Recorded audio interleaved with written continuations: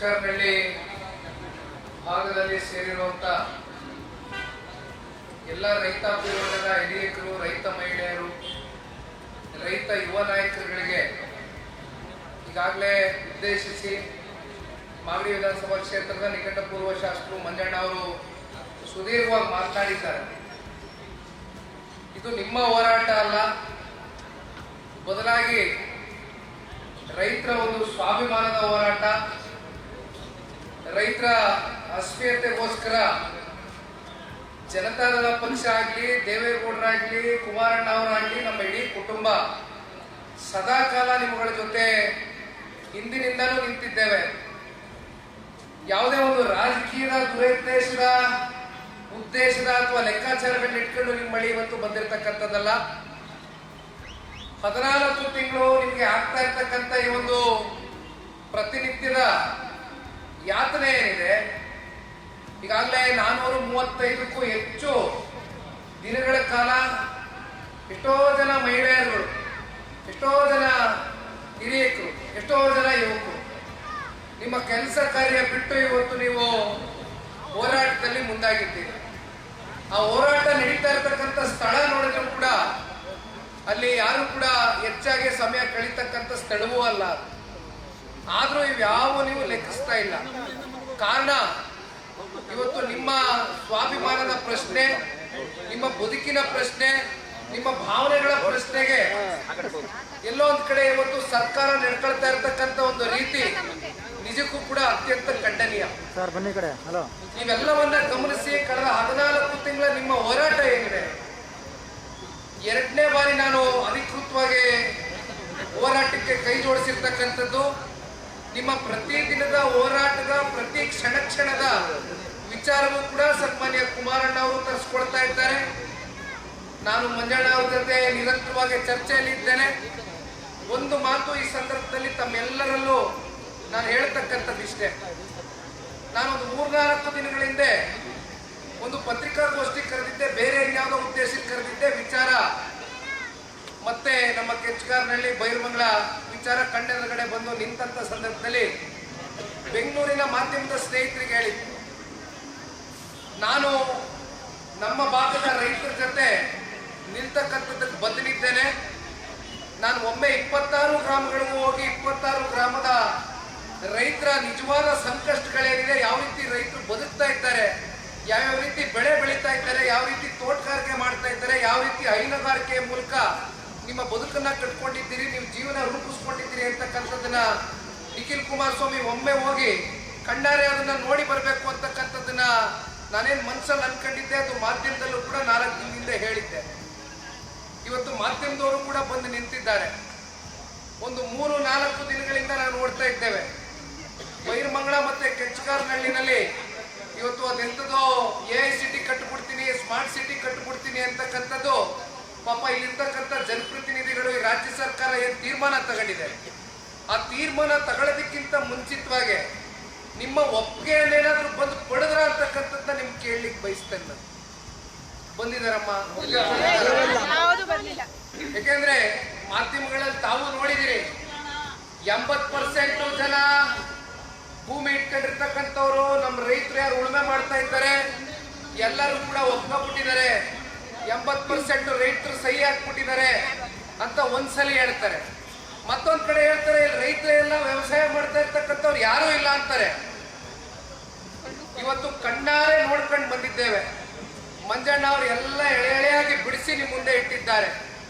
ಪ್ರತಿಯೊಬ್ಬ ರೈತ ಬೆಳೆದಿರ್ತಕ್ಕಂಥ ಸೌತೆಕಾಯಿ ಇರ್ಬೋದು, ಬದನೆಕಾಯಿ ಇರ್ಬೋದು, ಅಥವಾ ಪಾಲಿ ಹೌಸ್ಗಳಿರ್ಬೋದು, ಅಥವಾ ಮಾವು ಮತ್ತೆ ನೀವೇನು ಅಡಿಕೆ ಮರಗಳನ್ನ ಮತ್ತೆ ಅತಿ ಹೆಚ್ಚು ತೆಂಗು ಮರಗಳನ್ನ ಇಲ್ಲಿ ಹಾಕೊಂಡು ಬೆಳೆಸಿದ್ದೀರಿ. ನಾನು ಊಟಕ್ಕಿಂತ ಮುಂಚಿತವಾಗಿ ಈ ಮರಗಳಿಗೆ ನೀವು ಒಂದು ಸಸಿ ತಗೊಂಬಂದು ಗಿಡ ನೆಟ್ಟಿ ಇವತ್ತು ಒಂದು ಎಮ್ಮರವಾಗಿ ಬೆಳೆದಿರ್ತಕ್ಕಂಥ ಮರಗಳಿವೆ. ಇದು ಫಲವತ್ತಾದಂಥ ಭೂಮಿ ಅಲ್ವೇ ಕೃಷಿಕರಿಗೆ? ಕೃಷಿ ಮಾಡ್ತಕ್ಕಂಥದ್ದಕ್ಕೆ ಇದಕ್ಕಿಂತ ಯೋಗ್ಯವಾದಂಥ ಭೂಮಿ ಬೇಕಾ? ನಾನು ಅವತ್ತು ಹೇಳಿದ್ದೇನೆ, ಸಾಕಷ್ಟು ಬಂಜರು ಭೂಮಿಗಳಿದೆ ರಾಜ್ಯದಲ್ಲಿ. ಈಗಾಗಲೇ KIDB ಅಂತಕ್ಕಂಥದ್ದು ಅಕ್ವಿಸಿಷನ್ ಮಾಡಿ 1.5 ಲಕ್ಷ ಎಕರೆಗೂ ಹೆಚ್ಚು ಅಧಿಕ ಅಕ್ವಿಸಿಷನ್ ಮಾಡಿದ್ದಾರೆ. ಅದರಲ್ಲಿ ಎಷ್ಟು ನೀವು ಇಂಡಸ್ಟ್ರಿಗಳನ್ನ ಸ್ಥಾಪಿಸಿದ್ದೀರಿ, ಯಾವ್ಯಾವ ರೀತಿ ಸಾರ್ವಜನಿಕರಿಗೆ ಅನುಕೂಲ ಆಗ್ತಕ್ಕಂಥದ್ದಕ್ಕೆ ನಿಮ್ಮ ಕಾರ್ಯಕ್ರಮಗಳು ರೂಪಿಸಿದ್ರಿ ಅಂತಕ್ಕಂಥದ್ದು ಕೇಳಿದಾಗ 27% ಭೂಮಿ ಮಾತ್ರ ಇಲ್ಲಿವರೆಗೂ ಅದನ್ನ ಇಂಡಸ್ಟ್ರಿಗಳು ಮತ್ತೊಂದಕ್ಕೂ ಉಪಯೋಗ ಮಾಡ್ಕೊಂಡಿದ್ದಾರೆ. ಈ ಭೂಮಿನೂ ಕೂಡ ನೀವು ಕಿತ್ಕೊಂಡು 9600 ಎಕರೆ ಇಲ್ಲಿರ್ತಕ್ಕಂಥ ರೈತರ ಭೂಮಿನ ಕಿತ್ಕೊಂಡು ಕೊನೆಗೆ ರೈತರೆಲ್ಲ ಹೋಗ್ಬೇಕು. ರೈತರು ಹೇಳ್ತಾ ಇರ್ತಕ್ಕಂಥದ್ದು ಇಷ್ಟೇ ತಾಯಿ ನಾನು ಕಣ್ಣಾರೆ ನೋಡಿದ್ದೇನೆ. ಯಾಕೆಂದ್ರೆ ಎಲ್ಲರೂ ಕೂಡ ಎಕರೆ ಗಟ್ಟಲೆ ಇಟ್ಕೊಂಡಿರ್ತಕ್ಕಂಥ ರೈತರು ಯಾರು ಇಲ್ಲ. ಗುಂಟೆ ಲೆಕ್ಕದಲ್ಲಿ ಇಲ್ಲದೆ ಇರ್ತಕ್ಕಂಥವ್ರು ಕೂಡ ಲೀಸ್ಗೆ ಗುತ್ತಿಗೆಗೆ ತಗೊಂಡು ಜೀವನ ಮಾಡ್ತಾ ಇದ್ದೀರಿ. 8, 10, 5, 6 ಹಸುಗಳು ಕಟ್ಕೊಂಡು ನೀವು ಜೀವನ ರೂಪಿಸ್ತಾ ಇರ್ತಕ್ಕಂಥದ್ದು ನೋಡಿದೀವಿ. ಎಲ್ಲ ಅಂಕಿಅಂಶಗಳು ಇವತ್ತು ಡೈರಿಗೆ ಹೋಗಿದ್ದೆ, 2-3 ಡೈರಿಗೆ ವಿಸಿಟ್ ಮಾಡಿದೆ. ಎಷ್ಟು ಹಾಲು ಹಾಕ್ತೀರಿ, ಎಷ್ಟು ಸಂಪಾದನೆ ಆಗ್ತಾ ಇದೆ, ಎಷ್ಟು ಉತ್ಪಾದನೆ ಆಗ್ತಾ ಇದೆ, ಎಷ್ಟು ಡೈರಿಗೆ ಹೋಗಿ ಹಾಲು ಹಾಕ್ತಾ ಇದ್ದೀರಿ, ಇದರಿಂದ ನಿಮ್ಮ ಜೀವನ ಯಾವ ರೀತಿ ನೀವು ಕಟ್ಕೊಂಡಿದ್ದೀರಿ. 6 ರಿಂದ 7 ಲಕ್ಷ ಲೀಟರ್ ಪ್ರತಿ ತಿಂಗಳು ಹಾಲು ಹಾಕಿ ಬದುಕ್ತಾ ಇದ್ದೀರಿ. 2 ಪಂಚಾಯಿತಿಯಿಂದ 6 ರಿಂದ 7 ಲಕ್ಷ ಲೀಟರ್ ಎಲ್ಲ ವಿವರ ತಗೊಂಡಿದ್ದೀವಿ. ಯಾಕೆ ಸರ್ಕಾರಕ್ಕೆ ಕಣ್ ಕಾಣ್ತಾ ಇಲ್ವಾ, ಕಿವಿ ಕೇಳ್ತಾ ಇಲ್ವಾ, ಅಥವಾ ಜಾಣ ಕ್ಯೂಡರಂತೆ ವರ್ತಿಸ್ತಾ ಇದ್ದಾರಾ? ಅಂತಿಮವಾಗಿ ಯಾರನ್ನ ಉದ್ಧಾರ ಮಾಡ್ಲಿಕ್ಕೆ ಹೋಗ್ತಾ ಇದ್ದಾರೆ? ರಿಯಲ್ ಎಸ್ಟೇಟ್ ಉದ್ಯಮನೇ ಇವರಿಗೆ ಅಷ್ಟು ಪ್ರಾಮುಖ್ಯತೆನ. ರೈತರ ಜೀವನದ ಜೊತೆ ಚಳ್ಳಾಟ ಆಡ್ತಕ್ಕಂಥದ್ದು ಬೇಡ. ರಿಯಲ್ ಎಸ್ಟೇಟ್ ಎಲ್ಲಿ ಬೇಕಾದ್ರೆ ಮಾಡ್ಬೋದು, ಸಿಟಿ ಎಲ್ಲಿ ಬೇಕಾದ್ರೆ ಕಟ್ಬೋದು, ಸ್ಮಾರ್ಟ್ ಸಿಟಿ ಎಲ್ಲಿ ಬೇಕಾದ್ರೆ ಸ್ಥಾಪನೆ ಮಾಡ್ಬೋದು.